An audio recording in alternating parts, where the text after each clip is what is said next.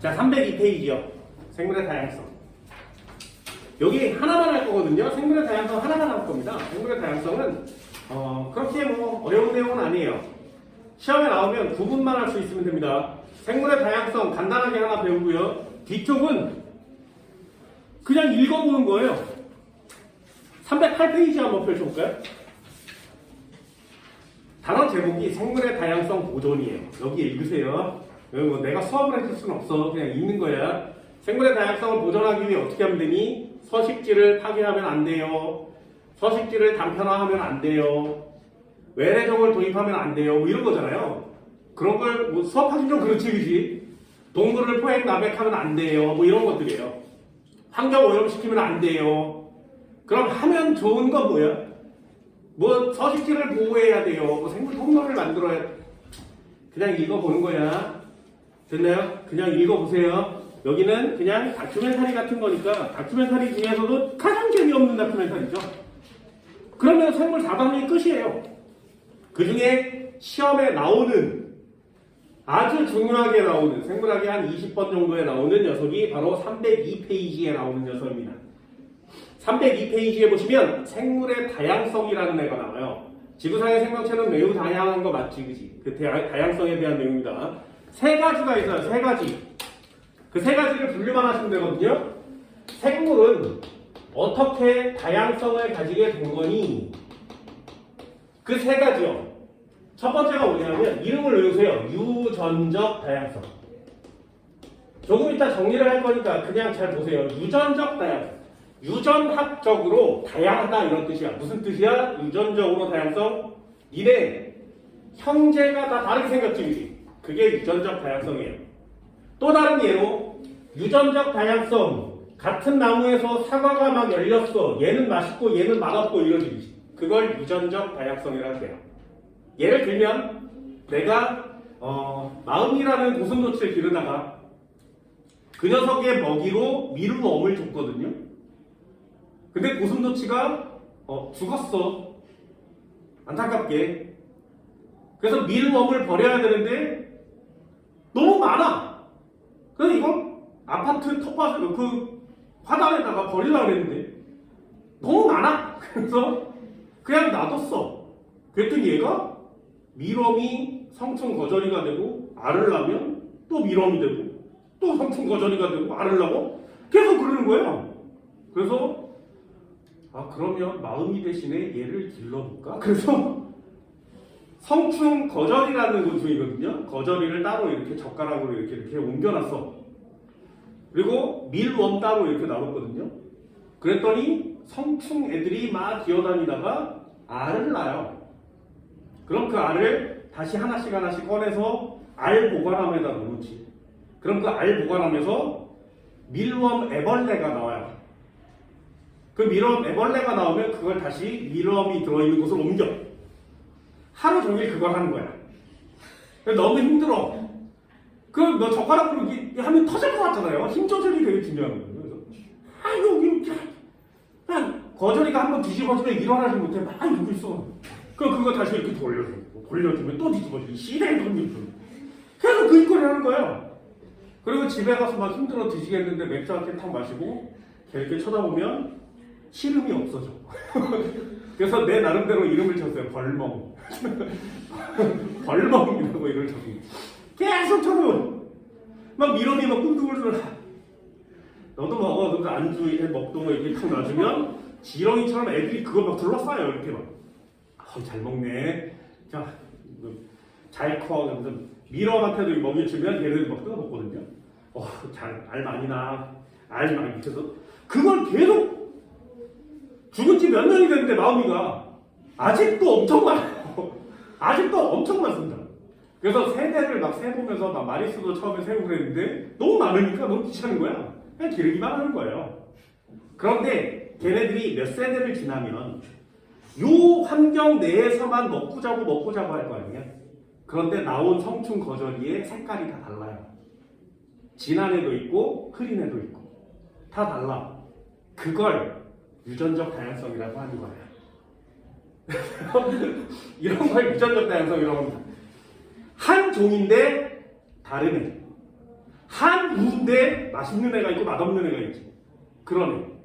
그래서 맛있는 애를 다시 또 기르면 또 맛있는 애가 나오겠니? 확률은 좀 높지만 맛없는 애가 또 나올 수 있죠. 그런 걸 유전적 다양성이라고 합니다. 유전적 다양성의 포인트 단어는 뭐야? 한 종이어야 돼요. 한 종. 개체군. 한 종 내에서 다른 것. 그런 걸 유전적 다양성이라고 해요. 황인 다르죠. 백인, 흑인 다 다르게 생겼지, 그치? 그런 걸 유전적 다양성이라고 합니다. 어렵지 않죠? 이 단어 하나만요. 유전적 다양. 그럼 유전적으로 다양성이 많으면 좋겠니? 적으면 좋겠니? 다양성은 항상 언제나 클수록 좋아요. 왜? 한 종이잖아요. 그래서 환경이 살짝 바뀌기만 하면 이 한 종은 멸종될 수 있지. 그런데 유전적으로 좀 다양하면 같은 종인데도 불구하고 살아남을 수 있는 개체가 몇 개는 생긴단 말이죠. 그게 유전적 다양성의 포인트예요. 한 종 내에서 다른 거. 두 번째요. 이걸 종 다양성이라고 합니다. 종 다양성. 체크 하나 해주셔야 되겠죠. 얘는 종 다양성이니까 종이 여러 종인 거지. 여러 종이요. 이걸 군집이라고 해요. 종 다양성. 여기는 여러 종이니까 개도 있어야 되고 고양이도 있어야 되고 코끼리도 있어야 되고 사자도 있어야 되고 이런 것들이죠. 그런 종이 많으면 많을수록 좋지. 근데 얘를 한번 들어보면 식물이 있었어. 얘를 뜯어먹는 토끼가 있었어. 얘를 잡아먹는 여우가 있었어. 얘를 잡아먹는 사자가 있었어. 자, 지구상에 딱 이렇게 4종류밖에 안 산다면 어느 날 여우가 멸종이 돼버리면 사자는 따라서 멸종하겠죠. 토끼는 뒤지게 많아지겠지. 그럼 토끼가 많아지니까 식물을 다 뜯어먹으니까 얘도 멸종하겠지. 그럼 결국에 얘도 멸종하겠죠. 그래서 생물의 종이 적으면 생태계가 파괴될 확률이 높은 거예요. 그런데 식물을 뜯어먹는 애가 또 다른 애도 있을 수 있고 또 다른 애도 있을 수 있지. 얘를 잡아먹는 애가 또 있을 수 있고요. 잡아먹는 애가 또 있을 수 있고 이렇게 해서 먹이사슬이 되게 복잡해지면 이 녀석이 죽더라도 이렇게 단계를 거쳐서 얘를 뜯어먹고 살 수 있지, 그치? 그러니 종의 개수가 많으면 많을수록 생태계는 안정된 거예요. 여기까지 됐어요? 두 번째. 하나가 더 있어. 종이 많을수록 생태계는 안정. 두 번째. 얘는 뒤지게 많은데 여우는 희귀종이야. 얘는 뒤지게 많은데 사자는 희귀종이야. 그러면 얘 중간에 있는 애가 멸종될 확률이 높죠. 그럼 생태계가 안정하지가 않아요. 생태계가 안정하려면 조건이 두 가지. 종이 다양해야 된다. 두 번째, 그 종의 구성 비율이 균일할 것. 됐나요? 예를 들면 A종, B종, C종, D종이 있었는데 50마리, 50마리, 50마리, 50마리 이렇게 있는 게 있어요. 얘가 100마리, 얘가 10마리, 얘가 40마리, 얘가 60마리. 얘는 균일, 얘는 균일하지가 않지. 생태계 종다양성은 누가 큰 거야? 균일한 애가 큰 거야. 여기가 있어요. 종다양성의 조건은 두 가지. 종의 수가 많을 것, 종이 균일할 것. 세 번째가 뭐냐면, 세 번째는 생태계 다양성이라고 합니다.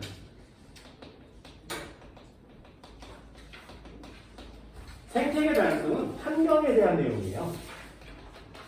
여기서 출제되는 내용들은 별로 없어요. 예를 들면 아마존이라는 곳에 사는 생태계가 있었겠지, 그치? 근데 아마존의 나무를 다 베버리면 아마존에 사는 생태계는 예전이랑 달라지겠죠. 그죠? 그런 걸 생태계 다양성이라고 해요. 옛날에는 바다였는데 인간이 땅으로 만들었어. 그럼 바다 생명체는 다 멸종하고 땅에 사는 생명체가 살 수 있겠죠. 그럼 생태계가 변하는 거 맞지? 그래서 환경이 나빠지면 생태계 다양성도 나빠지는 거예요. 그러니 여러 군데의 여러 종류의 환경이 존재하는 게 생태계를 위해서는 더 좋다라는 게 생태계 다양성입니다. 유전적, 종다양성, 생태계 다양성. 자, 어떤 게 가장 큰 범위니? 어떤 게 가장 좁은 범위야? 됐나요? 우리가 신경 써야 되는 건 뭐라고? 물론 환경 신경 써야 되겠지만 지금 우리가 해야 되는 건 얘예요. 종자예요. 그래서 니네 그런 거 들어본 적 있어? 종자은행 들어본 적 있니? 종자은행. 전 지구의 식물들의 씨앗을 보관하는 곳이죠. 전 지구에 몇 군데 되지 않아요. 그런데 우리나라에 있는 곳이 지구에서 손꼽을 만큼 굉장한 곳이에요. 우리나라에 있어요. 여기 들어본 적 있어? 우리나라 엄청납니다. 우리나라에서 보관하는 종자들이 굉장히 깔끔하게 완벽하게 보관이 되어 가고 있다고 합니다. 전 세계에서도 와서 벤치마킹을 해갈 정도로 엄청난 규모를 보이고 있죠. 씨앗을 모아다가 냉동 보관해 놓는 거죠. 그래서 그 종이 멸종하면 그걸 가져다가 다시 복원하는 이런 시스템을 갖고 있고요. 생물학적으로는 종자를 보관하는 거고, 왜? 종자는 오래도록 보관해도 상관이 없잖아요. 그런데 동물체는 보관하기가 어렵지. 그래서 동물의 DNA를 연구하는 거예요. 동물의 DNA를 연구하면 지금 인간은 기계에다가 DNA 염기 서열을 쫙 넣고 기계에다가 ATGC를 넣어주고 효소만 넣어주면 DNA를 무한 생산할 수 있어요. 완벽한 DNA만 생산하면 그걸 가지고 생명체를 만들 수 있는 수준까지 왔어요. 그래서 인간이 기계로 생명체를 창조하는 세상이 된 거예요. 생명체를 창조하는 신이라고 하거든요. 인간이 신의 단계에 올라와 있는 상태죠. 생물학적으로. 그래서 예전에도 예를 한번 들어드렸는데 흑사병이 있어. 흑사병. 지구상의 인구 3분의 2를 없애는 흑사병. 지금은 지구에 흑사병이 없죠. 1970년대 이후로는 흑사병이 걸리지 않았어요. 근데 지금 중국에서 조금 하여튼 중국에 없는 게 없어. 별게 다 있어. 흑사병이요. 그 균종이 미국에 보관되어 있거든요. 요만큼 앰플로. 얘가 바깥으로 나오면 지구상에 다시 흑사병이 돌 수 있지. 그래서 이 애를 인간의 위험이 되니까 보관 자체를 하지 말자. 죽이자. 아예 지구에서 없애버리면 인간은 흑사병의 공포에서 벗어날 수 있지 않니? 그래서 없애자. 라는 부류가 하나 생긴 거예요.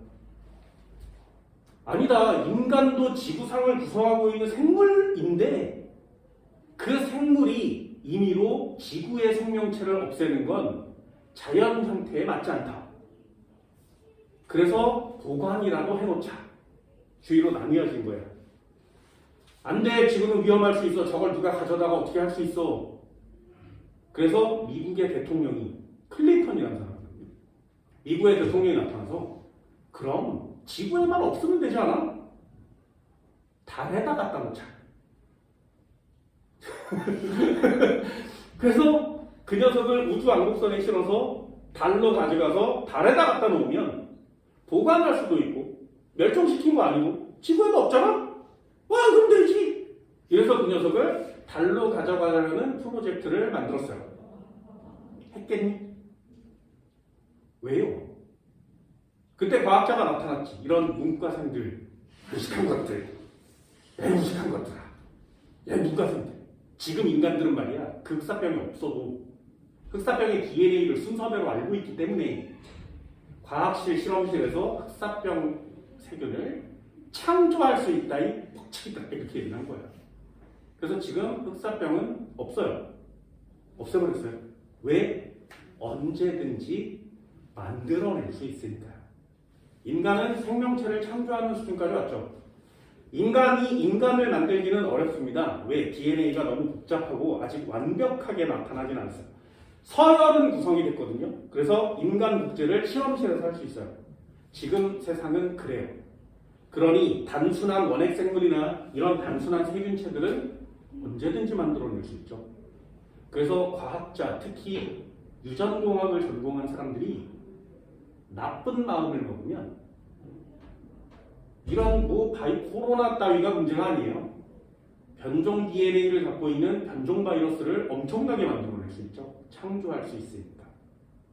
그래서 이과생들의 마음가짐은 이런 좋은 것들을 배워서 긍정적인 마인드, 환경을 살리려는 마인드, 이런 것들을 배워가는 겁니다. 그래서 만들어낸 생명체가 있죠. 기름 먹는 세균. 전 지구에 기름이 유출되면 바다를 메꿔서 바다에 있는 생명체들이 매우 많이 유독해지죠. 우리나라 태안에도 한번 왔었잖아요.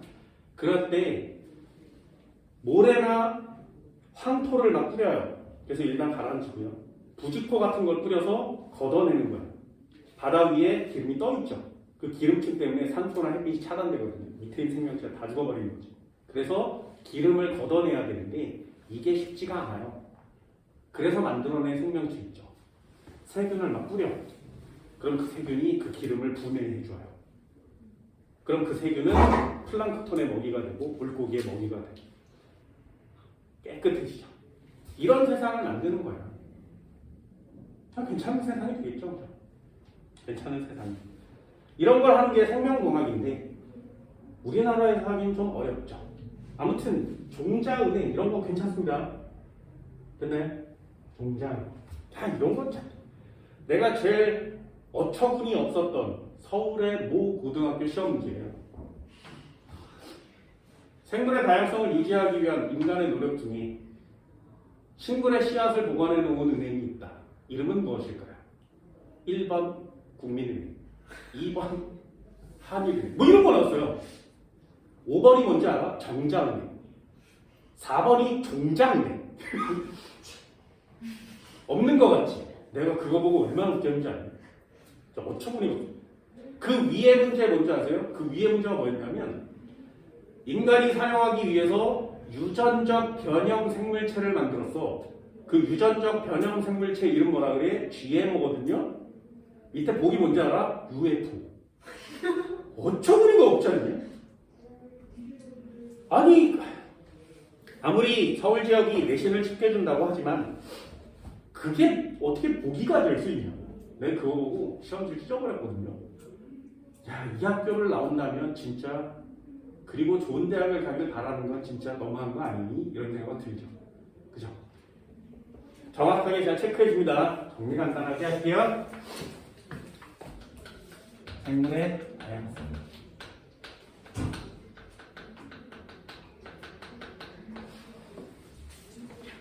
첫 번째요. 순서대로요. 유전적 다양성이라고 합니다.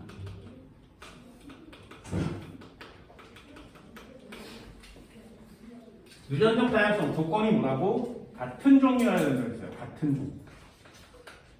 같은 종 내에서 또는 개체군 내에서. 개체군은 한 종을 얘기하죠. 이 같은 종 내에서 서로 다른 성질이 나타납니다.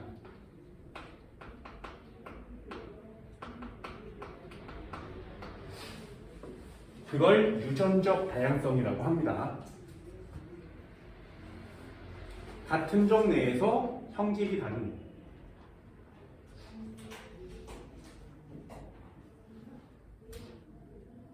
그렇죠? 무당벌레인데 등의 점수가 다른 거예요. 니네 무당벌레 알아? 등에 점 세봤어요?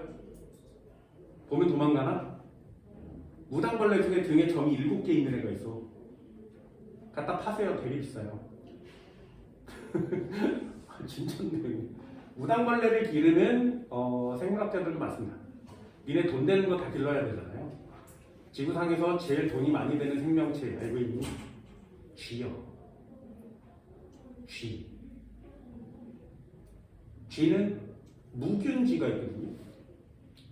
균에 한 번도 노출된 적이 없는지. 이래 생물학 문제, 방어작용 문제 풀다 보면 항원 X에 노출된 적이 없는 쥐 5마리 준비해서 이런 거 있잖아요. 개.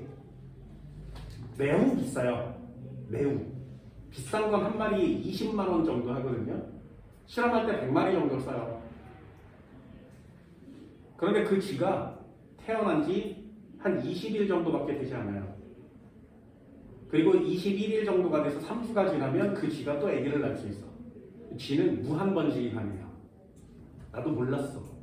내가 알았으면 그걸 했을 텐데. 내 실험실에서도 일주일에 한 1000마리 정도 썼거든요. 대학교 실험실에서. 쥐를 가지러 오는 아저씨가 있어요. 쥐는 폐기할 때 그냥 죽여요. 꼬리를 잡아당겨서 죽여줘요. 목을 잡고 꼬리를 후둑 당기면 척척 끊어져요. 그럼 죽어요. 죽는데 매뉴얼은 여기 써있어. 근데 그게 너무 귀찮잖아. 매일 1000마리씩 쓰는데 그걸 그 느낌이 되게 끔찍하거든요. 땡기면 그 끊어지는 느낌이 나요. 그럼 애가 진짜 이렇게 죽어요. 매뉴얼은 그렇게 써있지만 고통 없이 죽는 법 이렇게 써있지만 그게 고통이 없는지 쥐한테 물어본 적이 없어요. 그치? 야, 나 고통 없었다. 이런 지가 없잖아요. 그래서 그렇게 죽여주는데 너무 많으니까 그리고 느낌이 너무 그렇거든요. 그래서 냉동실에 그냥 넣어서 죽여요. 쥐를 산채로 냉동실에 넣고 뚜껑을 닫아. 그럼 냉동실에 이렇게 동그랗게 얼어있어. 그럼 그 녀석을 비닐봉지에 넣어서 그 아저씨한테 주면 그 아저씨가 데려가서 화장을 시켜줘요. 그리고 그 유해를 가져옵니다. 그럼 우리는 그걸 뒷산에다 묻어주고 뒷산에다 매년마다 제사를 지내주거든요. 고마워 니네들 때문에 연구 많이 했어 이러면서. 그래서 가을에 제사 지내는 때가 따로 있어요.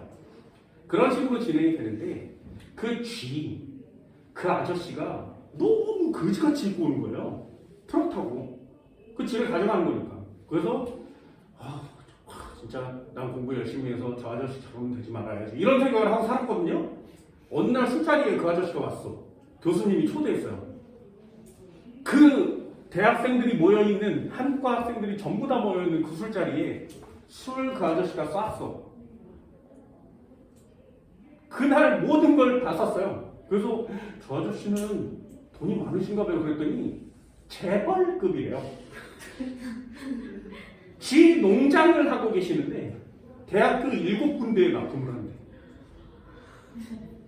그래서 먹이를 많이 먹을 나이가 되면 실험실을 보내는 거죠. 먹이도 많이 들지 않아요. 애가 태어나면 3주에 있다가 또 애를 낳는 거죠. 걔가. 그러니 기다리면 애 낳고 기다리면 애 낳고 커서 이 녀석이 터치 곤란되면 그냥 하는 거야. 얼마나 비싸요? 그냥 가만히 갖다 주고 데려오고 불 따지고 이 짓거리 하는 건데 막 집도 몇 채씩 갖고 있고 빌딩도 갖고 있고 막 이렇대요. 그래서 진짜 저 아저씨랑 같이 일하면 안 되고 진짜 내가 그걸 했었어야 되는데 참. 그런 아저씨도 있어요. 무당벌레 마찬가지거든요. 니네 거머리 알아요? 거머리? 논에 가면 이렇게 무는 애 거머리. 그 거머리를 기르는 사람도 있어요. 매우 비싸요. 어디다 쓰는지 알아? 니네 어디다 쓰는지 아세요? 거머리의 침, 입에서 나오는 침은 혈액을 굳지 않게 만들어요. 그래서 거머리가 여기를 탁 물잖아?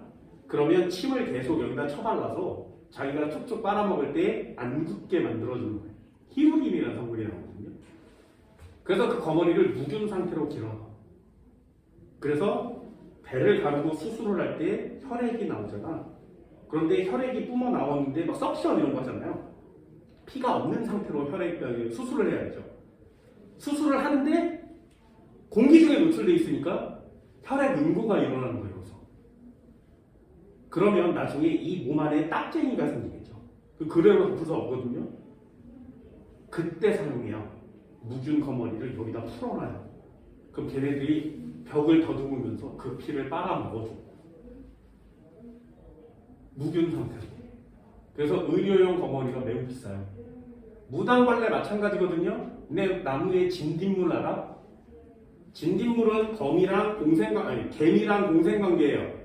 그래서 진딧물이 있는 곳에 개미가 있거든요. 진딧물은 해충이에요.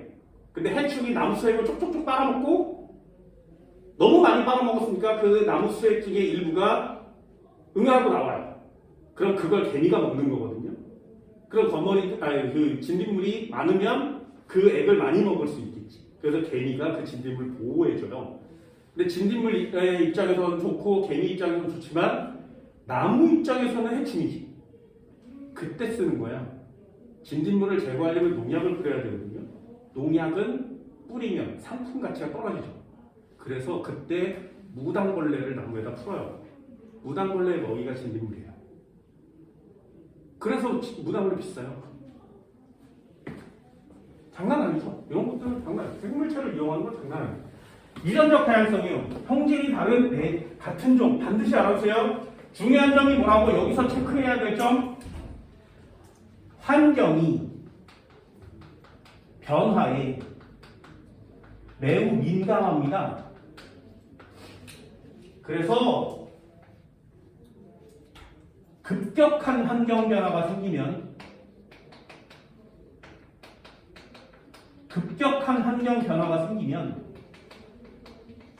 그 종이 멸종 가능하죠. 그치?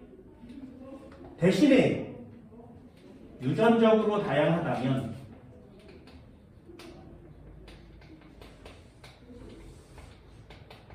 이렇게 쓰면 너무 국어 같잖아. 유전적 다양성이 크면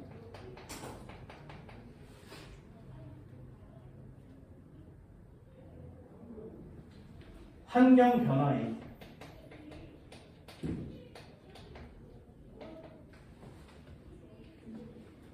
잘 살아남을 수 있어요.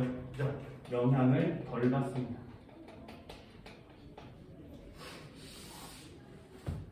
그치? 한국말은 되게 어렵지만 이게 어떤 의미인지는 알겠죠?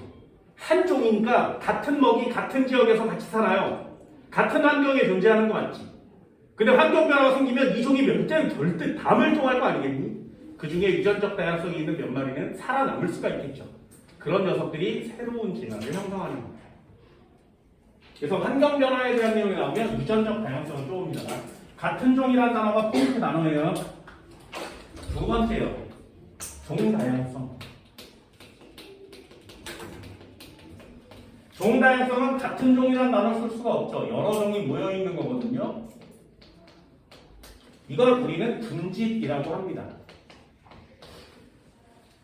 그럼 여러 종이면 당연히 형질이 다르겠죠. 개와 고양이 다른 거 맞잖아요. 당연히 달라요. 그래서 서로 다른 형질이라는 단어는 정리하지 않고요. 얘는 중요하니까 여기다가 직접 써요.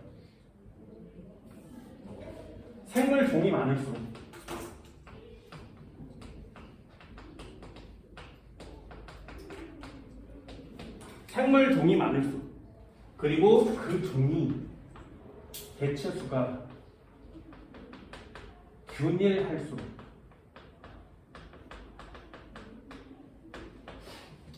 종 다양성은 크다 이렇게 쓰는 거예요. 종 다양성은 크다. 자, 종 다양성이 크다. 조건 두 가지를 써야 된다고 했어요. 뭐라고?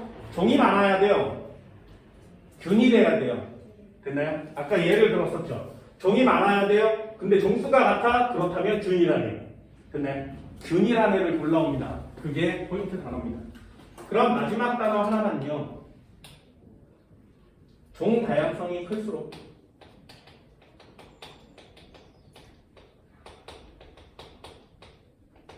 생태계가 안정되어 있습니다.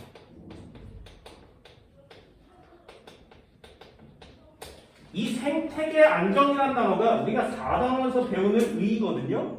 생태계가 안정된 게 좋죠. 그 생태계가 제일 유지될 수 있으니까. 그럼 이 생태계를 안정하게 만들기 위해서는 유전적 다양성이 필요해? 아니요. 생태계 다양성이 필요하죠. 생태계가 안정되려면 종 다양성이 필요한 거예요. 그래서 유전적 다양성보다 종 다양성이라는 단어에 포인트를 맞춰주시기 바랍니다.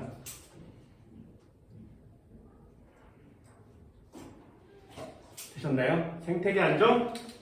자, 세 번째요. 생태계 다양성.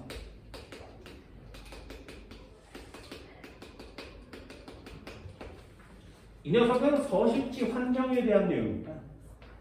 환경이나 서식지. 이런 것들이 생태계 다양성이죠. 북극의 얼음이 녹으니 북극곰이 살 곳이 없지. 그런 것들을 생태계 다양성이라 그래요. 생태계 다양성이 감소하는 거죠. 환경이 변해가는 겁니다. 육지가 바다가 되고 바다가 육지가 되고 투발루라는 섬은 고도가 1m래요. 해발 고도가 섬 전체가. 그래서 점점점 물에 잠겨서 가장 지구에서 빨리 없어질 인간의 서식지 중에 하나가 됐죠. 꽃 없어지겠죠. 그러면 그 안에 그 섬에 살고 있던 육지 생태계는 다 없어지겠지. 그치? 그런 것들이 생태계 다양성이 감소하는 거예요.